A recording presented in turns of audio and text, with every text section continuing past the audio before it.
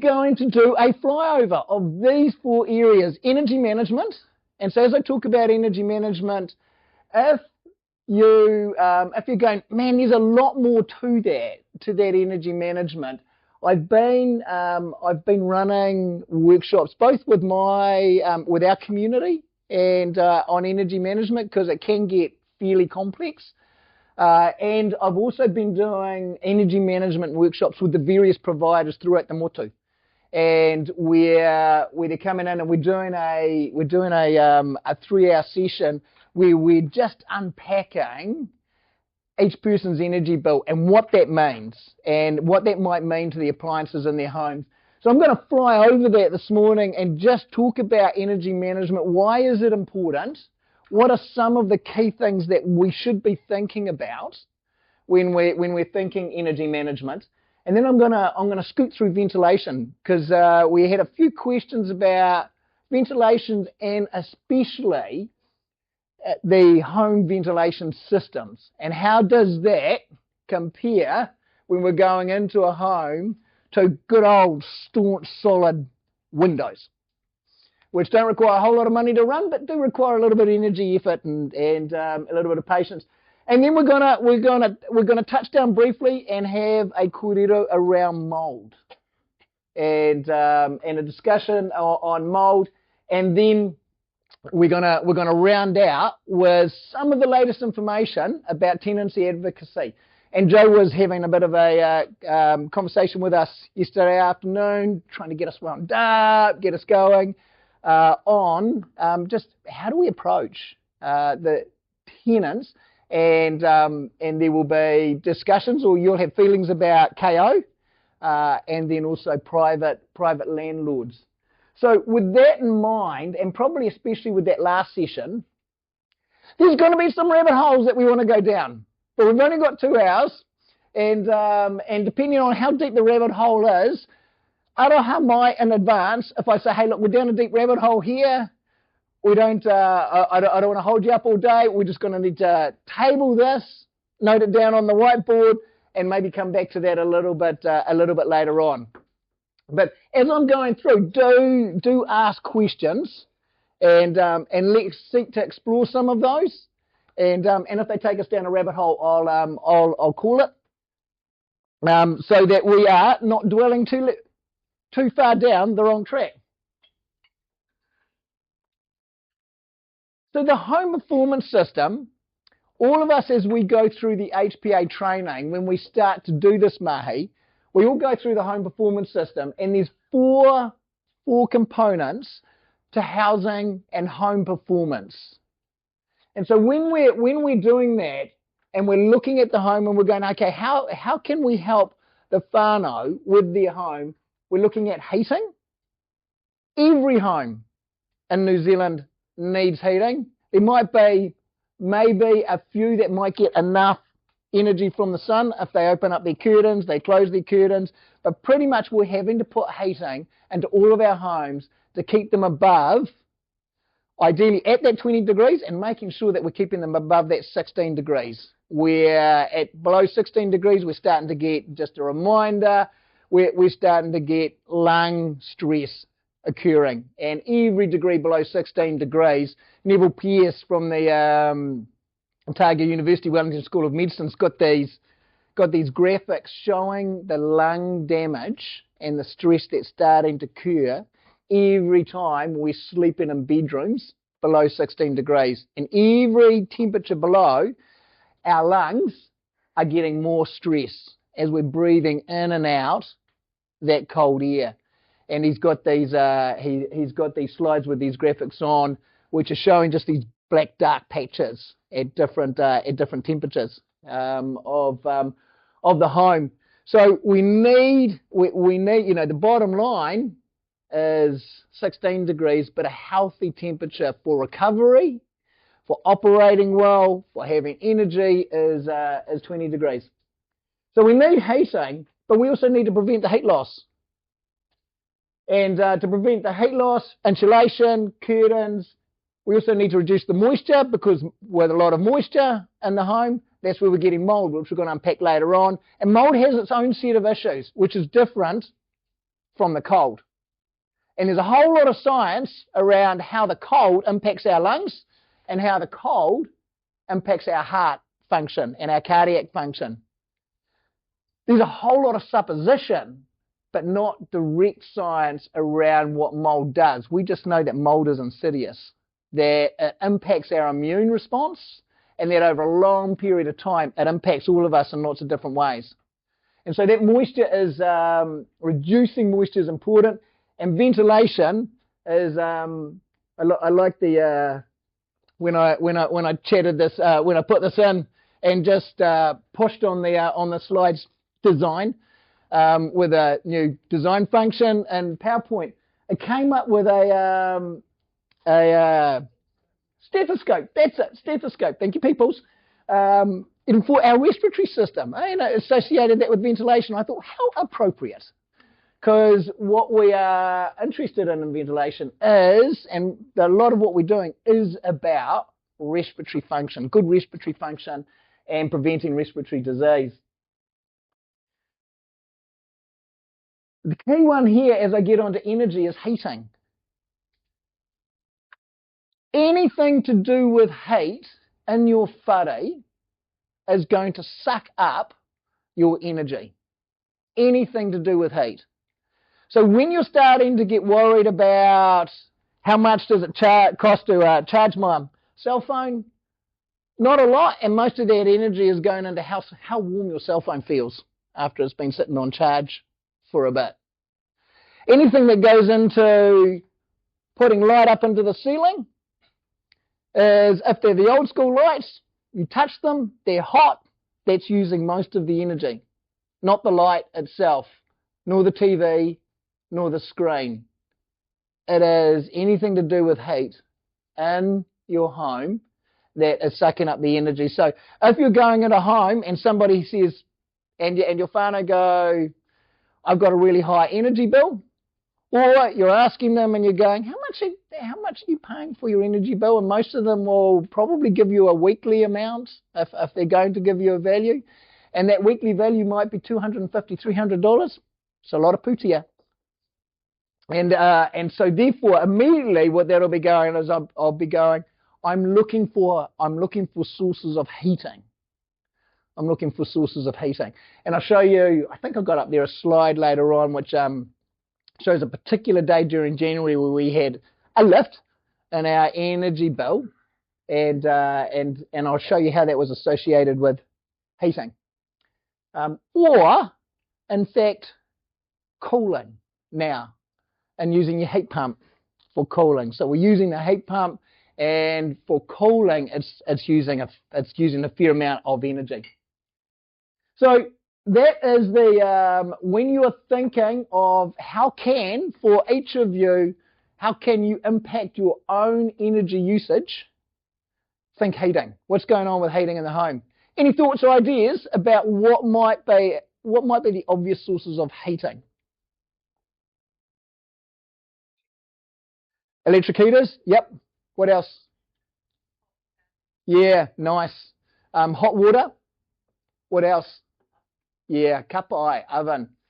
And I was in a beautiful elderly kuya's place. She was chatting to me about her energy use, and she said, I don't really use the heating, which worried me because the home temperatures were getting too low.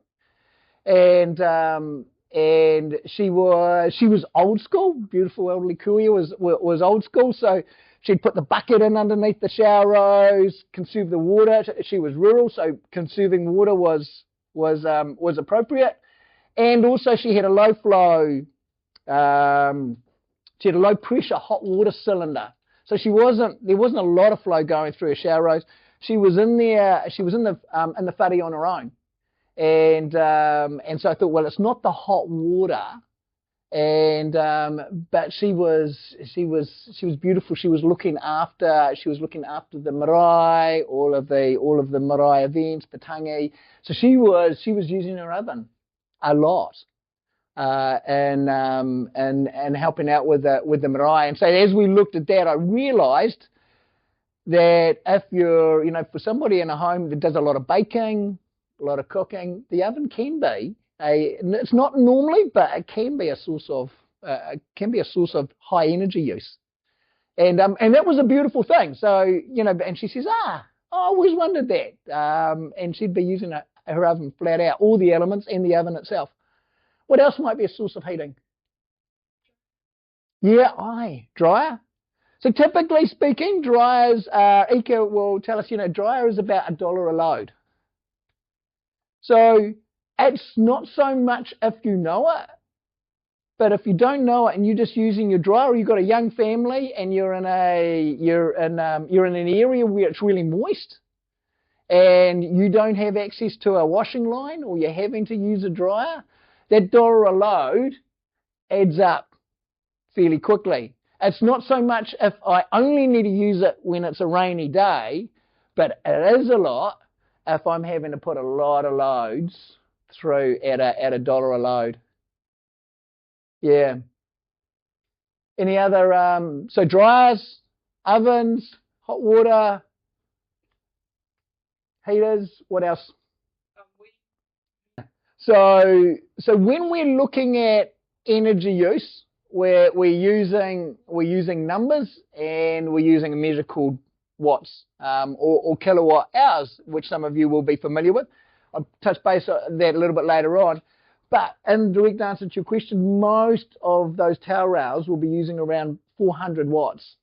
Now it's a lower energy use, but because you're using it over a longer period of time, and if it's in your bathroom, that drying of it, that moisture's gone somewhere in your bathroom. If your window's open, it's okay. But if it's but because you might have that 400 watts over a longer period of time, then it might have been, arguably, and this is a debatable point where I'd go and do the math with you, it could be more cost effective to use a dryer. If you had a dryer, that's an assumption, if you have access to a dryer. Yeah. Yep. So, well, because it does involve heat, neat question. And often for people that have towel rails, one of the things that they'll talk about is going, yeah, if you're going to use them, just don't leave them on all the time. Because 24 hours of that energy running through that towel rail is going to start to incur a larger cost. Yep. Light bulbs is another one. And those old school light bulbs, they can get really hot. They're little heaters operating in your ceiling. And so replacing out the light bulbs with LEDs, LEDs don't get hot, no heat, not as much energy. So nowadays it's not as much of an issue, but if you're seeing the old school light bulbs, they use energy because they get hot.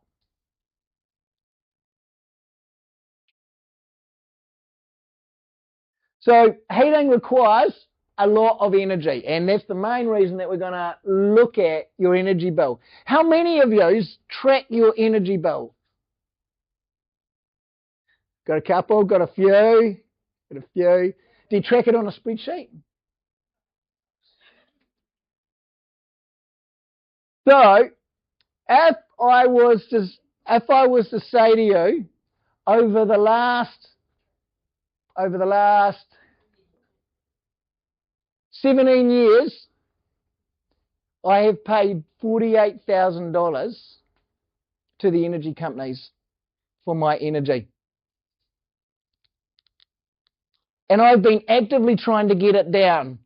I even made my daughter leave home so I could see what the reduction in energy use was. And when that worked, I got the rest of the kids to leave home too, and thought, that's a really good case study.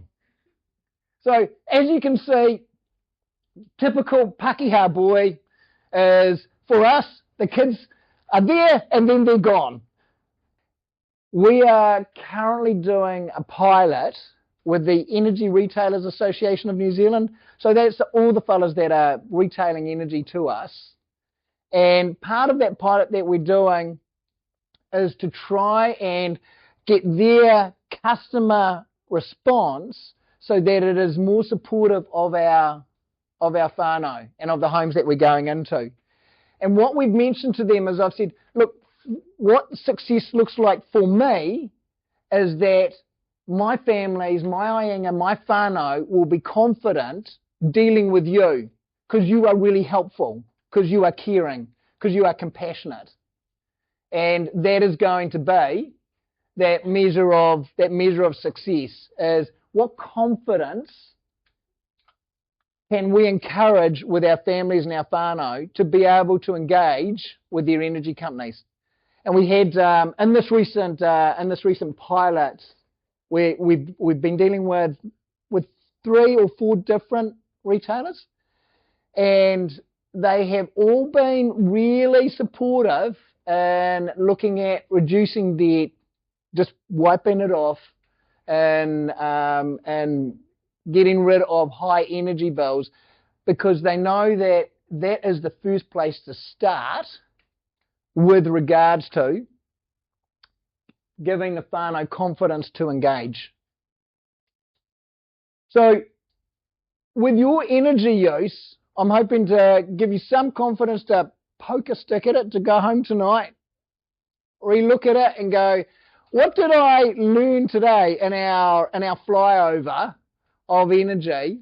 How can I look at where I'm using energy, and also where can I save money? And how can I save money?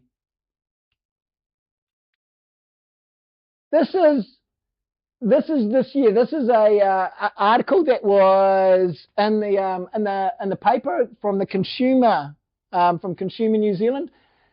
We've got power bill prices are expected to rise by at least another 5% in 2026. That was on top of the 11.2% last year.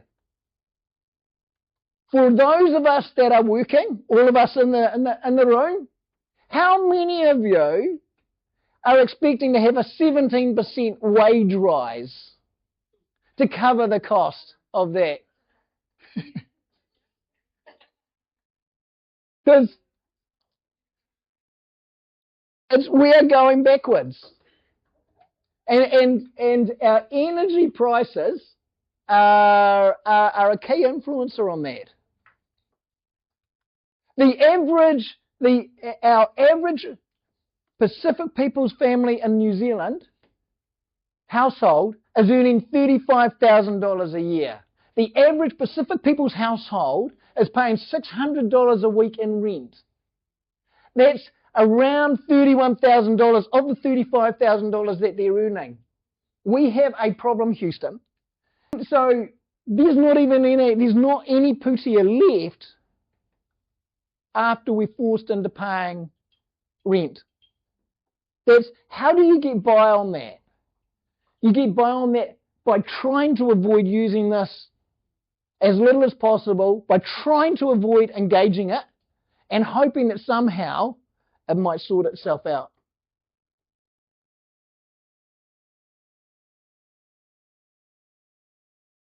The upcoming changes this year, so the government are making some changes.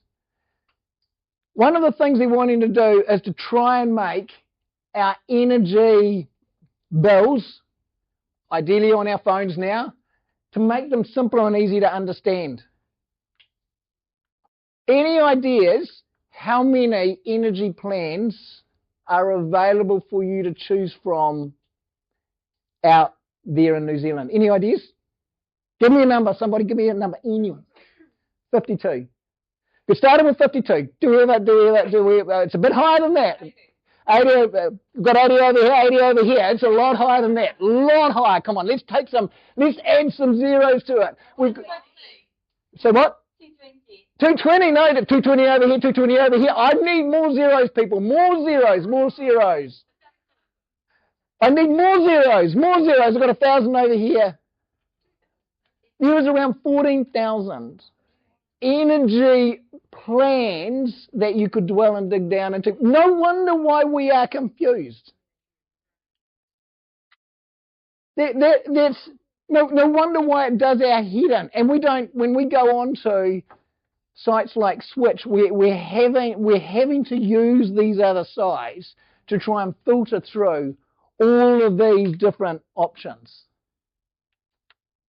We may only touch on 100 or 200, but there's layers of these things and these billing systems going on around there. So the government wants to introduce time of use plans.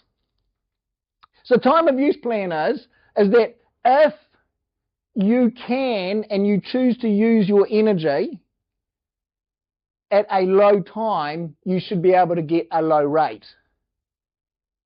So low times of use, middle of the night, or maybe middle of the day.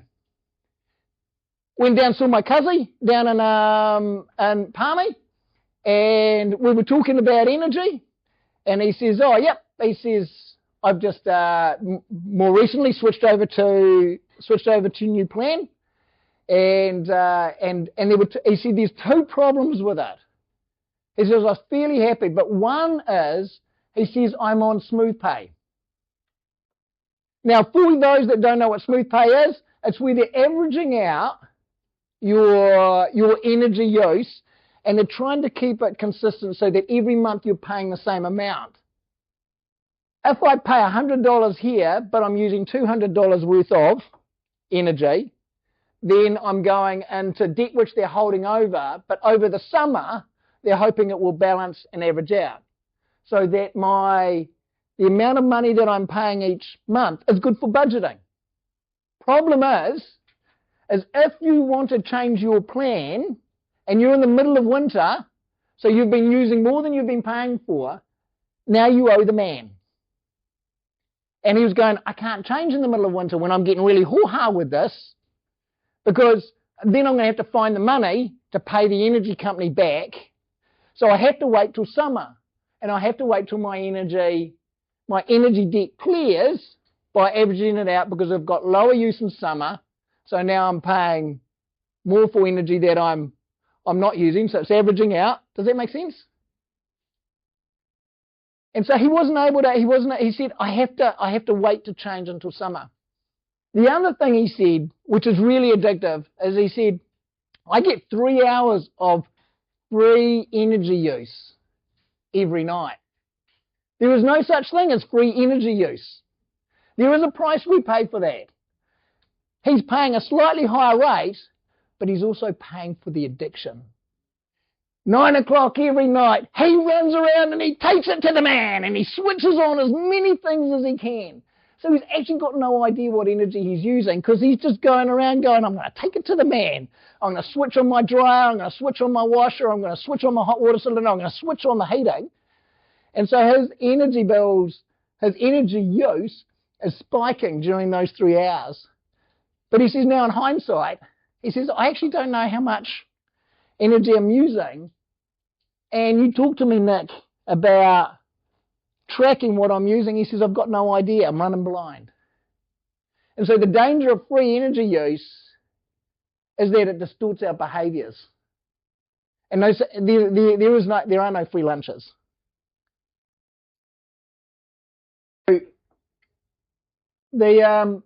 When you're thinking about your energy bill and you're wondering why things are so high, this chart just gives you a bit of a breakdown as to where the energy costs are coming from. 38% of it is coming from the generation. So those are the big dams or the windmills. That's where whilst it's the major chunk, isn't causing us the price increases. The price increases are happening with transmission and distribution. So they're associated with your power poles and your power pylons. And that's where a lot of the big price increases are coming from.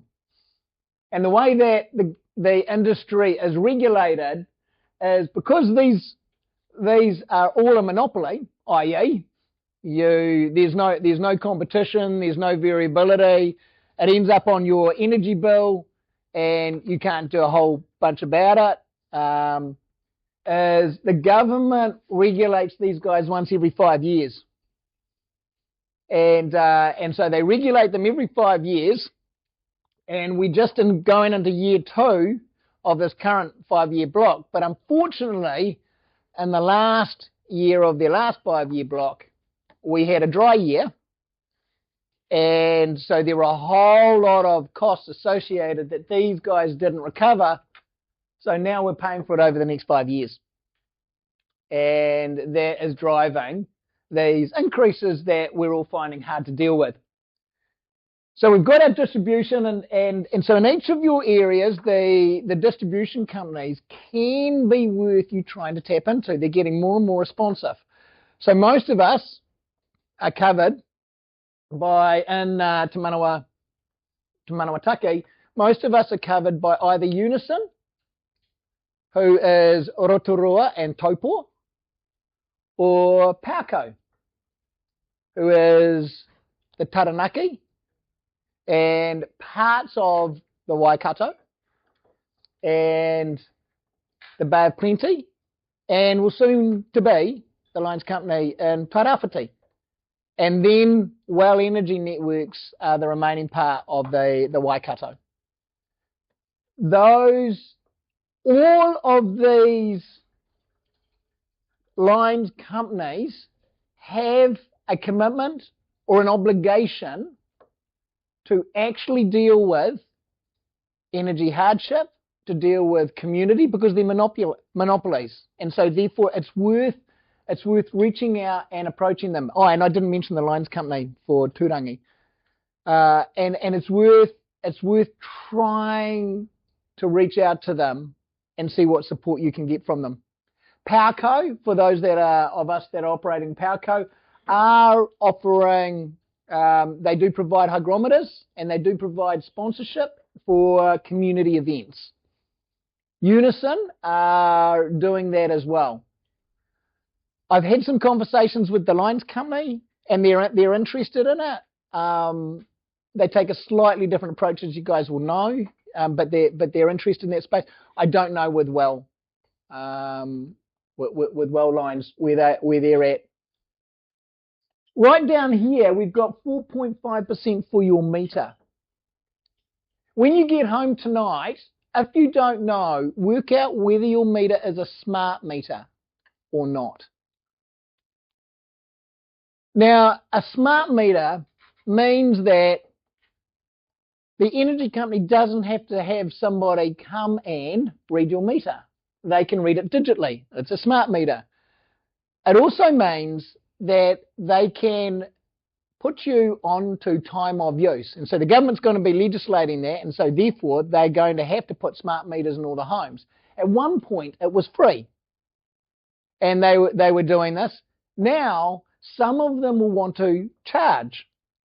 And so later on when I'm talking about changing your energy plans, and you go to change your energy plan, one of the requirements for you to get a good energy plan, one that you can decide when you use your energy or when you don't, and how you track and monitor your energy, is reliant on having a smart meter. And a smart meter, if you go out into your home and you look at your meter box, and if you're going, I don't know where that is, scout around your home and find out where it might be. If it's got the old dials that sort of click over, that is an analog meter. But if it's got a digital number on the dials that you can read, just like your digital clock, that is a smart meter. So if it's got, it looks like a digital clock numbers, smart meter, but if it's got the old dial numbers that roll over or click over, that is an analog meter. One of the families down south in Te Waipanamu was talking about they had just gone on to an energy plan and they had free power over the weekends. But her energy bill was $900 over a month. They were doing some investigation and they couldn't work out, because she was using most of her energy in the weekends, doing all of her washing and everything she could. She was trying to do it in the weekends. She didn't use any heating during the week.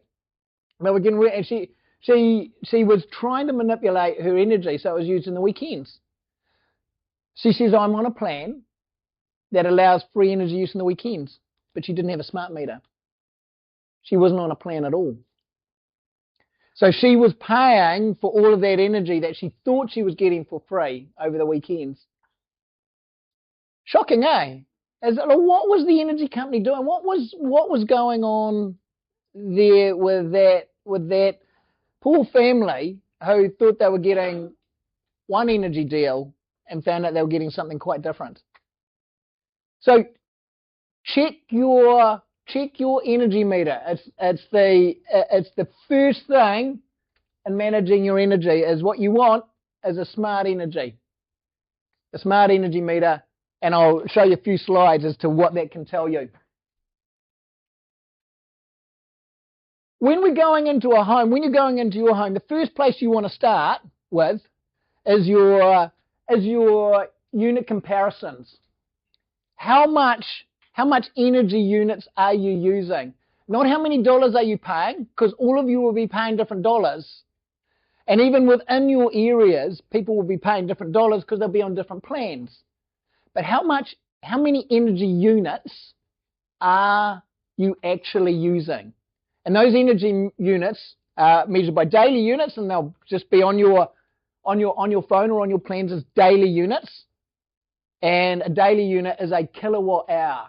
I won't go into breaking that down, but if in the 3-hour workshop I break down what does that mean. We don't need to know that so much. We just need to know it's a unit of energy and how many units are you using. So we need to look at our unit comparisons and then go, what appliances are operating in our home? And I'll cover that off quickly, do a flyover over that. What behaviours are associated to the use of those appliances?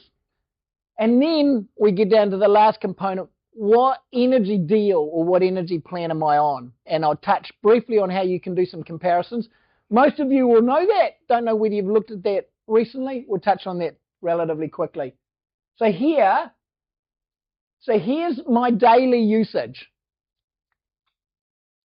The government is going to be looking at legislating, and we suspect that they're going to say, looking at your daily unit usage is going to be the common way that everybody should be looking at their plan.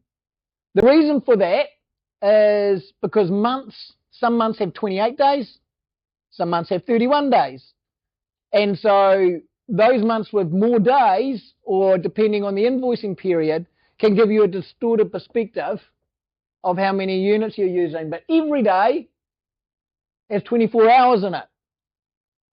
And every day, and it's easier to remember what you did in a day than what you did in a month. So when you're looking at your energy plan and you want to get familiar with it, find out what is your daily usage. So here's my daily usage, and this was, I'm with Meridian. Meridian didn't ask my permission, but they went and took over Flick. I wasn't too happy with that. I was with Flick for a good reason. I didn't really want to be with Meridian, but I thought, well, okay, I'll see what Meridian is like before I go and change. And one of the things I did like, that they have now changed, but one of the things I did like was they gave me really good information so that I could work out where I was using my energy. So this is October, and I'm working at 9.1 kilowatt hours on average per day. That's actually fairly good. If I went into a whānau's home and there were a couple of them, I'd be going 9.1. There's only 2 of you. That's pretty good. There's 4 of you. I'm a little bit concerned you're not using some of the things that you should be doing. If there's 6 of you and it's 9.1, I'm going, there's no way this house is going to be warm enough, and you're making sacrifices that you shouldn't need to make. Some sacrifices that our elderly will make is not showering, not heating, not showering, turning off the hot water cylinder. That's concerning. Here is, I was going to talk to you about this example. Look at my energy spike on the 11th of January. So I had this energy spike, went up to 22 kilowatt hours. 2 things drove that. One is, it was my birthday. The oven was going hard out. And so we had a good feed. The other thing that was, it was a particularly hot day. With the oven going hard out, as you know, it can get hot in the kitchen. Guess what else was going? The aircon. The heat pump was going hard out, and so therefore I could see the influence that that celebration day had on my energy use. Now I know, now I'm informed, I'm going, no, it's one off. It's not poor behaviour or habits going on. I don't have a faulty hot water cylinder. I don't have something that I should be unaware of. 22nd, another spike, another hot day. And it was your birthday, but you weren't at my place. That's how rumours start.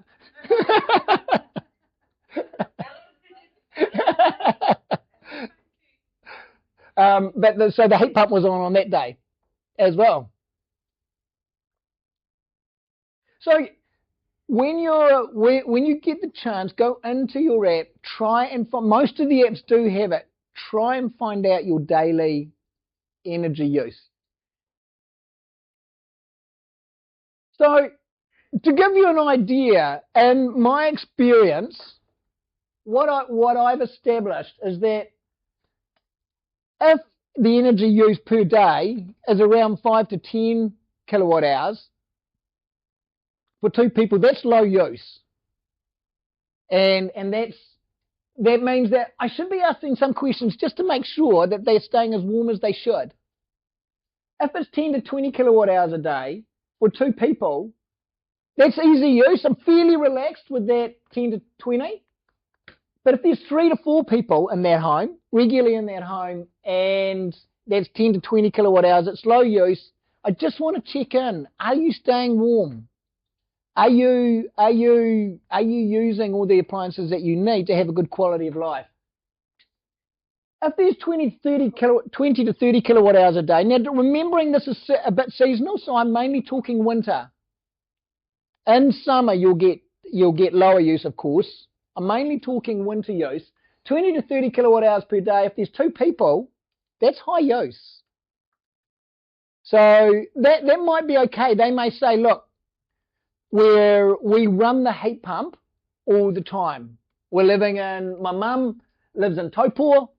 They are running their heat pump all the time. They will have 20 to 30 kilowatt hours, but they know why they're doing it.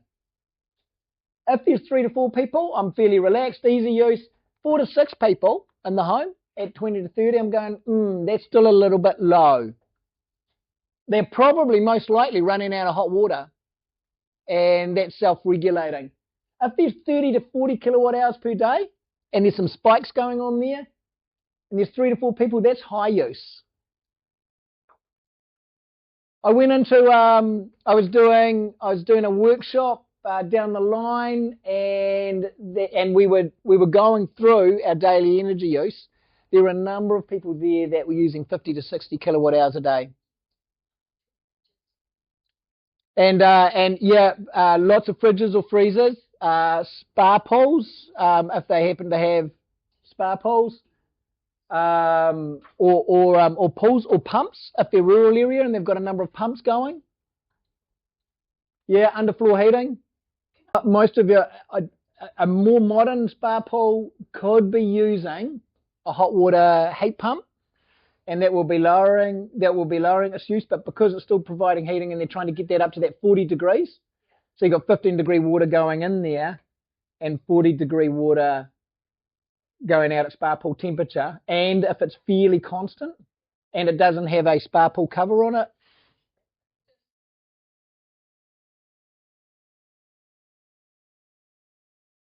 yeah, but it's not getting up to 60 degrees. It's saving grace. It's getting up to 40. This next graph I'm going to show you is, I got this from Meridian, and it shows the benefit of having a smart meter if you're trying to diagnose an issue. And when Meridian have stopped using this, but they say they're going to be providing it again, and it's called a heat graph. And what it does is it shows me visibly every half hour. If you're trying to diagnose an issue and you're going, I cannot work out why I'm using energy. Now, I've just given you a couple of, so the brighter the colour, the yellow or even the white down here, these are these down here are, these are the high energy use zones. The blues are the cold zones. So you can see when Ali and I were away for a weekend, there's a lot of blue in there, eh? That makes sense. And I can see that I've got dinner and showers going on here in my red zones. But I've got this, look at this, up at 9 o'clock and 10 o'clock. I've got some red zones up there. I'm asleep. So, you know, what's going on there? And then if I look at this next one, I've got this, I've got these yellow zones, and I worked out this is the heat pump for cooling. And I worked out with those sleep times, that was the hot water cylinder switching on. So this, and getting this good information, if you have a smart meter, and getting familiar with your energy bills is going to help you, so that if I was able to access this relatively quickly when I went to visit a home with my whānau, with my aianga, and I could access that, it would help me so much more easily go, I can see where your energy use is happening, and we can chat about that more meaningfully. Just to give you an idea, when we're looking at appliances in the home, there's two things that are going to influence your costs. How long are you using it for? And how big is its engine? The bigger the engine, the more it's going to cost you to use it. Or how, if you're using it 24/7, it's going to cost you. So your jug, it involves heating. It has the same engine size as a portable heater. The reason we don't worry about it as much is because we might only be using it for 1 minute to boil up 1 cup, or 6 minutes, 6 times as much. If you didn't think about it and you just said, I'm just going to fill it up because I want to be generous to the people that come after me, that never come after me. And you walk away and you get bored of waiting for it to heat up. No, you'll do. And then you go back and you go, stinkers. It's boiled, I've been gone. You push the button again and you wander away for another 6 minutes. It takes 6 minutes to fill up about 1.5 litres, boil up 1.5 litres of water from its starting point of 15 to 18 degrees. So jugs got a big engine. Toasters have a big engine. They require heat. Coffee maker has a reasonable size engine. It requires heat. Your laptop, it's only 150 watts. These were up about 2,000 watts. It's only 150 watts. Your laptop doesn't use much. It's on all the time, or it's on fairly constantly. But if you're not actually on it, and you're not working on it, it will settle down and it'll be running at somewhere between 10 to 30 watts. Just sitting there and idle. Your screen, 50 watts. Your downstairs freezer is at least 1.1 kilowatt hours a day. That's around $125 a year. Most of these things that are sitting out in the garage have got munted seals, old engines. They're frosting up, and they're costing around $350 a year. When I go into a home and I'm going, okay, well, are they fishing? Are they hunting? Sweet as. That's for good purpose. Fishing, hunting. They've got food inside of them. I open it up, and it's got nata in it, or it's got some beers in it. It's an expensive way of keeping the beers cool. Your hot water cylinder. Have you ever tried to unplug your hot water cylinder? You wouldn't be able to unplug your hot water cylinder. You can only unplug devices that use less than 2,400 watts. Your hot water cylinder uses 3,000 watts. Your oven uses 3,000 watts. They've got big engines. On top of your oven, you've got each of your hobs. Down here, your big hobs are using about 1,800 watts, and your smaller hobs are using 1,200 watts. Your oven has its own circuit and can be pulling over 6,000 watts if you're using it altogether. It's got a big engine. It's going to, even for a little space of time, and if you're cooking something in the oven and you've got it on a slow roast and it's going on and off and it's operating for most of the day, your oven's going to use a lot of energy.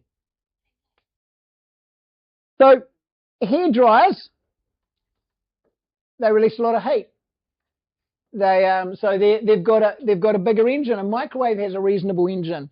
Your fridge is also costing around $125, and if it's not operating well, $350 a year.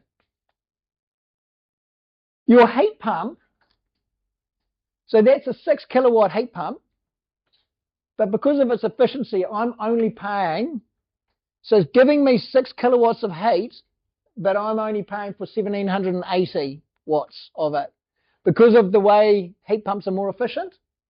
Does that make sense to something we're familiar with? Heat pumps will take $1 of energy in and they'll give you $3 to $4 to $5 of energy out.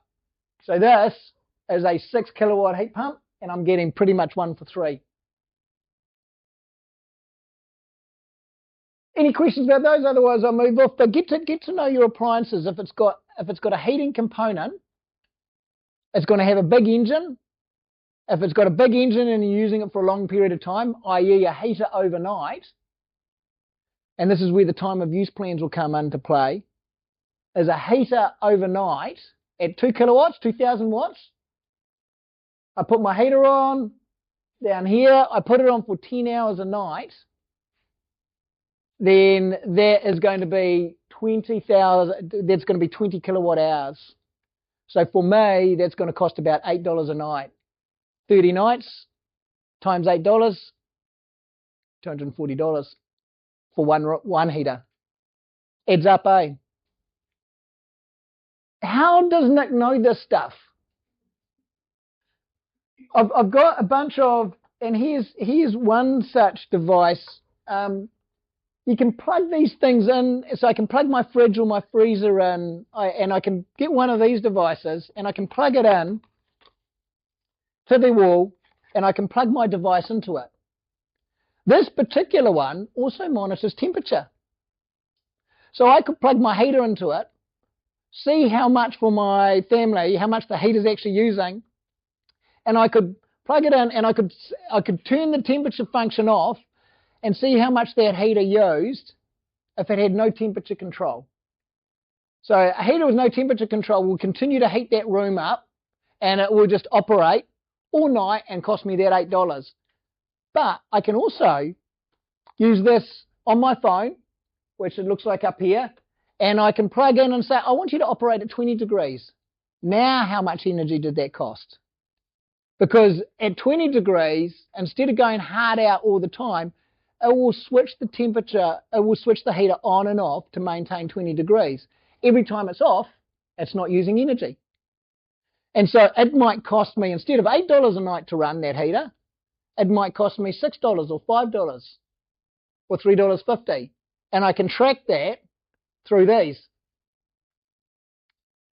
Now, that doesn't mean you need to do that for your whānau, but if you do it in your own home, as I've done it in my home, you get to know and you can share your experience with your families and go, you know what, when I run the heater on the thermostat and I'm putting it on the thermostat and I'm running it at 16 degrees, so I ran it in my son's room. So this is Tauranga, remember, different for all of your areas. I ran it in my son's room, he gets asthma, and I turued with it and I ran it at 17 degrees. Below the 18, but above the 16, and it was costing $1.25 a night. Instead of, if I just left that heater on to do its own thing, it would have cost me at that time $6 a night. So it cost me $1.25. So I was able to track that and see, by running that heater all night on a lower temperature at 17 degrees, and a lot of Kiwi families find it difficult to cope with 20 degrees because we've grown up in an environment where cold is fresh and fresh is good. So that's a device. You can get them from Bunnings. They're sometimes out of stock. So it's an Arlec one, and then it hooks onto your phone, and that's a screenshot of my phone. And the neat thing is I can hook those modems up to my phone, the gaming consoles, and I can turn it off. Sit there in the office. Who's home? What's he doing home? switch it off. This is me monitoring the work fridge, the home freezer, PC screens in the office. I won't go into the details of those, but this is the run at a particular time. That fridge was sitting in idle. It was only using 15 watts, so it's really low use. I had to work out what it uses over the full day because fridges and freezers switch on and off, on and off. I'm just going to race through this a little bit. This shower rose is a magic money-saving device. Research shows that despite this being a hero of saving you lots of money, it is the least uptaken of all the energy-saving devices. For some reason, we don't want to use this. It might be because there's fear that we'll get a stink shower. It might be, just letting you know, if you're already on a low-pressure hot water cylinder, a lot will be in Turangi low pressures, but if any urban area will have a mains pressure, this can save you a whole lot of money. And I'll just scoot through this. Average shower rose, go into a home, put a bucket in there, time it for a minute. If it overfills the bucket, you can save money. Bucket's 10 litres. Most shower roses are using 12 litres in that minute. They're overfilling that bucket. Some homes I've been into using 18 litres and some 24 litres. That's a lot of water. Half of that amount, generally speaking, is going to be hot water mixing in with the cold water to get it at 40 degrees. So the average shower from start to stop is 8 minutes. I know you will only use it for 5 minutes, but the average is 8 minutes and often a lot longer. That equates to 96 litres of water, and so half of that 96 litres, 48 litres, is hot water. That will use 1.45 kilowatt hours of energy. Trust me on this. We can work it out if I come along and do the maths with you. At 35 cents for me, 40 cents for some of you and 40 cents for others of you, Tony probably 45, 50 cents, at 35 cents per kilowatt hour, that's going to cost me 51 cents for that 8-minute shower. Multiply that out by the number of people you got in the home. Multiply that out by the number of days and the number of times that people shower. In a family of 5, that's $2.55 a day if they have one shower and they're able to have one shower each. That's $930 per year. I rock into the home and I go, ta-da! Methane satin jet, shower rose, reducing from 12 litres a minute to 7 litres a minute. This is specially designed to make us feel as though we're having a really good shower. It sprays the water out, the water particles knock on one another, and it's called aerating them, and it makes us feel as though we've got really good coverage, as though we're not having a stink shower. And it can get down as low as 5 litres a minute in Australia, where they need to save a lot of water. 5 litres a minute is a standard go-to. But if we look at 7 litres a minute, what does it do? That'd be 28 litres of hot water per shower. That would use 0.85 kilowatt hours of energy. That'd cost me 30 cents per shower, not 51 cents per shower. So my family of 5 would use $1.50 a day. That would cost us $547 per year. That would save us $383 per year. Most families would be saving a lot more than that. These things do cost. But if any of you are on the Meridian program, and if you're not, we need to chat about getting you guys in contact with Meridian. If any of you are using the Meridian program, they'll be paying for these. And I just asked the question from down south the other day. They're going, what shower rose should I get? I said, get a meth and satin jet if you can, if Meridian are paying for it. If they're not, these are quite expensive. I think something like $150. You can get them for as low as $40. But the shower won't be quite as good. You will, if you're going to have a low pressure cylinder and have a positive impact, you're going to need a high quality shower rose. But a low pressure cylinder is typically operating at around 7 litres a minute anyway. And so therefore I would, if as soon as you see a low pressure cylinder, oh yeah, it's got the pipe coming out of the roof, and you're going, well, how good's your shower? And they're going, oh, fairly stank, or you measure it, a low pressure cylinder is going to be not using a lot of energy. The energy low pressure cylinder we use is probably because it might be poorly insulated and it might not be functioning correctly.